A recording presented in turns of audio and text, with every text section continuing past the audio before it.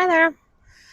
I have always loved the phrase jack of all trades, but I feel like most people don't know that that is not the full phrase. Like the full phrase is jack of all trades, master of none, but always better than a master of one.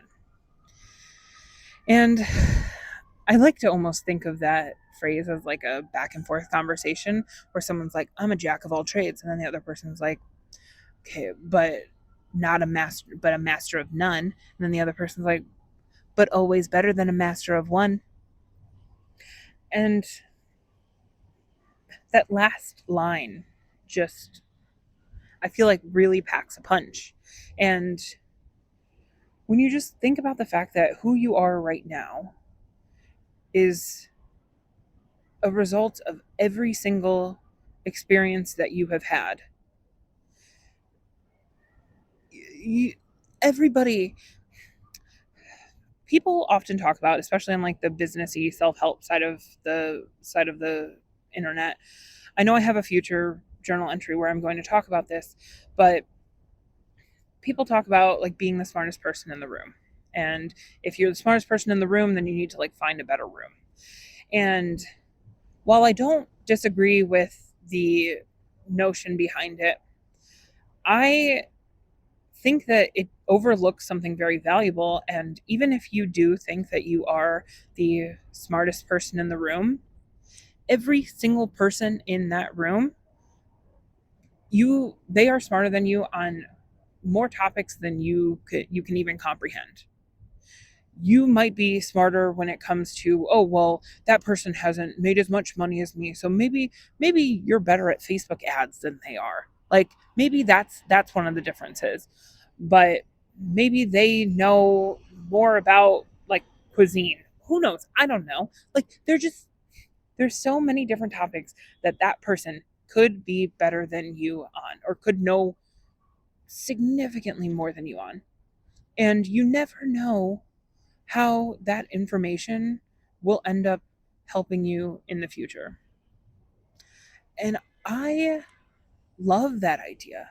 I love the fact that every single thing that we learn and we experience helps shape us into that next better version of us.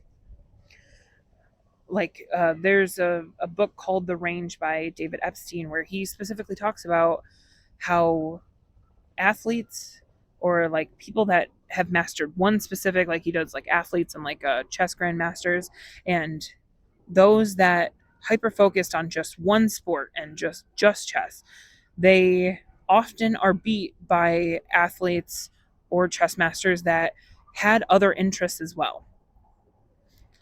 And it's just, that's fascinating because it's also just like so true. Like I just mentioned, I think in yesterday day before's video, that I took sign language courses, and that helped me when it came to understanding body language more.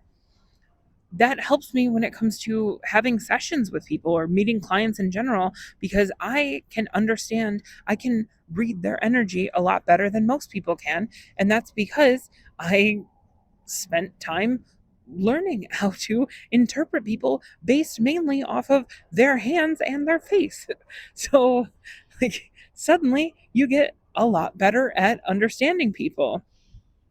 And there are just so many little things that we experience that we don't realize have shaped us in like integral ways. Like I was very depressed when I was in like 8th grade, so I was like 13. I saw a therapist. When I say like depressed, I mean like trying to think of a painless way to end it all level depressed.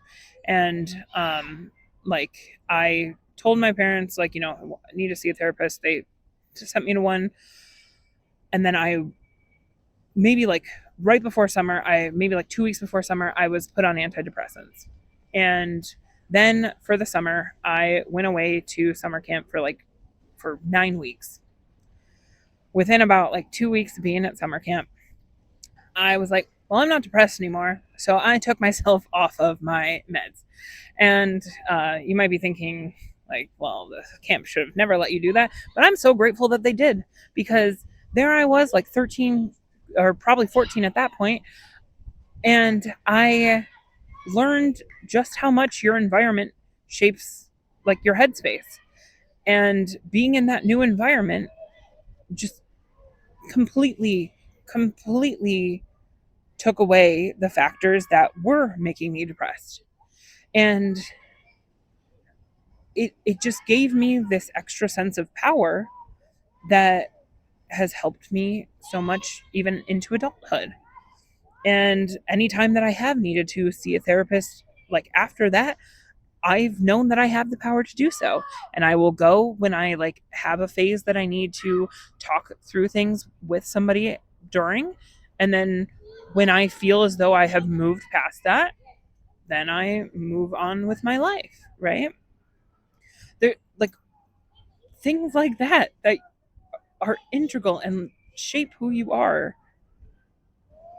And sure, you might be thinking, well, Haley, you're not a master on antidepressants. I don't need to be a master on that. I just need to know that I'm the master of my own life. And I am. And I enjoy reflecting on all of the different things that I've done because it helps me reframe things and feel more grounded, feel more motivated for my future, feel more like anything I want is possible. And I do genuinely believe that we are all jack of all trades, just different trades. And if you actually were to sit there and try and harness all the different trades that you do have your energy or you do have your mastery of, then you would realize that the world really is your oyster.